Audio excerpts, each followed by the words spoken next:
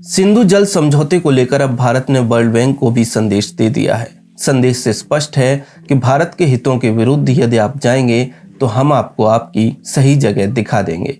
विदेश मंत्रालय के प्रवक्ता अरिंदम बागची ने प्रेस कॉन्फ्रेंस करते हुए जिस तरह से वर्ल्ड बैंक को हड़काया वो आपके लिए जानना बहुत आवश्यक है। इसके साथ ही यह भी जानना आवश्यक है कि आखिरकार सिंधु जल समझौते को लेकर इतना बवाल क्यों मचा है। आखिरकार क्यों भारत ने पाकिस्तान को 90 दिन का अल्टीमेटम दिया है और क्यों भारत ने अब वर्ल्ड बैंक को हड़काया है। आप देख रहे हैं TFI, जो देश का सबसे विश्वसनीय ऑल्टरनेट न्यूज मीडिया पोर्टल, और मैं चमन मिश्रा आपको बताऊंगा कि कैसे और क्यों भारत ने सिंधु जल समझौते पर वर्ल्ड बैंक को हड़काया है। हाल ही में सिंधु जल समझौते पर पुनर्विचार करने की दिशा में केंद्र सरकार ने व्यापक कदम बढ़ाए हैं, जिसमें पीएम मोदी का रुख स्पष्ट है।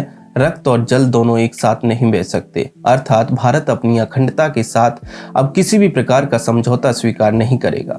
परंतु न जाने वर्ल्ड बैंक को क्या हो गया कि उसने इन दोनों मामलों में दोनों देशों के मतभेदों को दूर करने के लिए दो अलग अलग प्रक्रियाओं के तहत एक मध्यस्थता अदालत और एक तटस्थ विशेषज्ञ नियुक्त करने का फैसला किया। स्वयं विदेश मंत्रालय के प्रवक्ता अरिंदम बागची ने इसकी जानकारी देते हुए बताया कि कैसे पाकिस्तान को भारत सरकार द्वारा नोटिस भेजे जाने पर वर्ल्ड बैंक ने अप्रत्यक्ष रूप से अपना विरोध दर्ज किया। प्रेस कॉन्फ्रेंस में अरिंदम बागची के अनुसार समझौते में सुधार के लिए हमने पिछले 25 जनवरी को पाकिस्तान को नोटिस दिया है और पड़ोसी मुल्क को 90 दिनों के भीतर इसका जवाब देना होगा। नोटिस देने का उद्देश्य पाकिस्तान को संशोधन से 90 दिनों के भीतर अंतर सरकारी वार्ता करने का अवसर प्रदान करना है।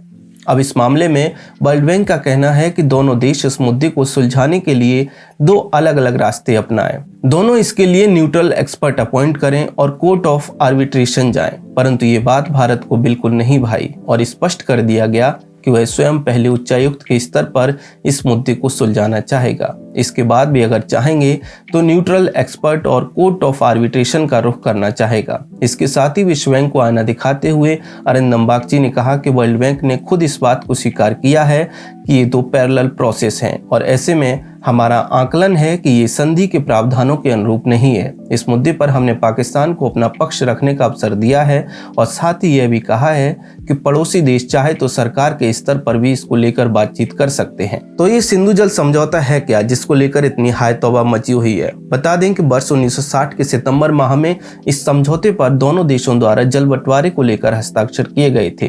तब भारत के तत्कालीन प्रधानमंत्री जवाहरलाल नेहरू और पाकिस्तान के राष्ट्रपति अयूब खान ने कराची में समझौते पर हस्ताक्षर किए थे, जिसमें विश्व बैंक भी समझौते का एक वादी है। परंतु इस समझौते से मुख्य रूप से भारत को हानि होती थी और इस मुद्दे को सुलझाने के बजाय पाकिस्तान बार बार उसी वर्ल्ड बैंक के पास चला जाता था, जिसके कारण भारत को मजबूरन पाकिस्तान को 90 दिनों का अल्टीमेटम देना पड़ा। संधि के अंतर्गत 6 नदियों ब्यास, रावी, सतलुज, सिंधु, चिनाब और झेलम के पानी के वितरण और उपयोग करने के अधिकार शामिल हैं। इन नदियों के कुल 16.8 करोड़ एकड़ फुट में भारत का भाग 3.3 करोड़ एकड़ फुट है, जो समझौते के अंतर्गत आने वाली नदियों का कुल 20% के आसपास है। इसके अतिरिक्त भारत को यह अधिकार प्राप्त है कि वह इन नदियों के जल को कृषि एवं घरेलू कार्यों हेतु उपयोग में ले सकता है, जो कि वैधानिक भी है। अब ये अलग बात है कि भारत को दशकों तक अपने ही अधिकारों का कोई आभास नहीं प्रतीत हुआ। समझौते के अनुसार 3 पूर्वी नदियों ब्यास, रावी और सतलुज का नियंत्रण भारत को तथा 3 पश्चिमी नदियों सिंधु, चिनाब और झेलम का नियंत्रण पाकिस्तान को दिया गया। इस संधि को लेकर कुछ मतभेद हैं। समझौते से भारत को एक तरफा नुकसान हुआ है और उसे 6 नदियों की जल व्यवस्था का महज 20% पानी ही मिला है। भारत इस समझौते में बदलाव चाहता है। 2016 में उरी और फिर 2019 में पुलवामा में सुरक्षा बलों पर हुए घातक हमलों के पश्चात कई राष्ट्रवादियों एवं सांसदों ने इस समझौते में संशोधन की मांग भी की और इसी की ओर भारत ने अपने कदम भी बढ़ाए थे। परंतु भारत के इस कदम से ऐसा प्रतीत होता है कि विश्व बैंक तनिक भी प्रसन्न नहीं है। इस समझौते में पाकिस्तान हमेशा से ही अपनी मनमानी चलाता आया है। पाकिस्तान के द्वारा जम्मू कश्मीर की किशनगंगा और रतले पनबिजली परियोजनाओं पर आपत्ति जताई जा रही है। उसने भारत के साथ चर्चा करने से ही इनकार कर दिया, जिस कारण ही भारत को उसे 90 दिनों का अल्टीमेटम देना पड़ा। इस बार भारत ने भी तय कर लिया है कि अब कोई अन्य संस्थान ये तय नहीं कर सकता कि वह अपनी नीतियां कैसे निर्धारित करेगा। ऐसा प्रतीत होता है कि विश्व बैंक ने अमेरिका और पाकिस्तान के उदाहरणों से कोई सीख नहीं ली है, अन्यथा ये भूल वह अपने स्वप्न में भी नहीं करते।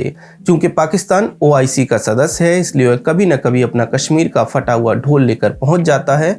वो अलग बात है कि अब पाकिस्तान के अरबी मित्र भी यदि प्रत्यक्ष तौर पर नहीं तो अप्रत्यक्ष तौर पर पाकिस्तान की हरकतों से तंग आ चुके हैं। तभी तो UAE और सऊदी अरब जैसे देशों ने पाकिस्तान को सुझाव दिया है कि वो कश्मीर को छोड़कर भारत के साथ दोस्ती कर ले, क्योंकि इसमें उसकी ही भलाई है। दूसरी ओर अमेरिका ने रूस और यूक्रेन के बीच युद्ध में भारत से समर्थन न मिलने पर तरह तरह के प्रपंच रचे। यहाँ तक कि ये भी बता दिया कि अमेरिका का साथ न देने पर भारत को दुष्परिणाम भी भुगतने पड़ सकते हैं, विशेषकर तब जब भारत रूस के साथ तेल संसाधनों को लेकर एक अलग ही नीति तय कर रहा था। परंतु भारत ने इन धमकियों को हवा में उड़ा दिया। उल्टे विदेश मंत्री ने अमेरिका के यूरोपीय सहयोगियों को दरबड़ दिखाते हुए कहा कि जो स्वयं चोरी छुपे रूस से संसाधन लेने को आतुर हो, वो कृपया भारत को कूटनीति पर उपदेश ना ही दें। संसद में भारत की बदलती विदेश नीति रेखांकित करते हुए दिसंबर 2022 में डॉक्टर S जयशंकर ने स्पष्ट किया कि भारतीय विदेश नीति भारतीयों की सेवा के लिए है और विदेश नीति केवल एक मंत्रालय या यहाँ तक कि केवल सरकार की कवायद नहीं रह गई है।